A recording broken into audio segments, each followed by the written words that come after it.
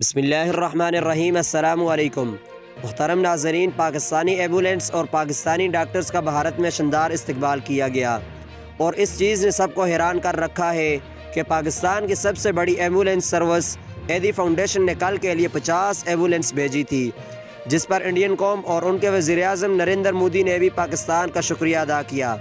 محترم ناظرین، جو وزیر اعظم انڈیا میں مسلمانوں کے خون کا پیاسا تھا، آج اسی وزیر اعظم نے نہ صرف پاکستان بلکہ انڈیا میں موجود پوری امت مسلمہ سے یہ اپیل کی تھی کہ وہ بھارت کی بہتری کے لیے دعا کریں۔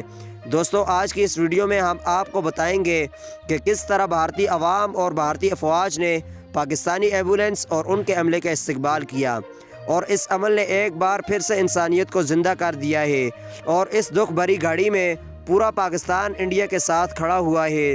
امریکہ، جو کہ انڈیا کا بہت بڑا دوست تھا، آج اسی دوست نے انڈیا سے اپنا ہاتھ پیچھے کر لیا ہے اور انڈیا کو کسی قسم کی بھی مدد نہیں فراہم کی۔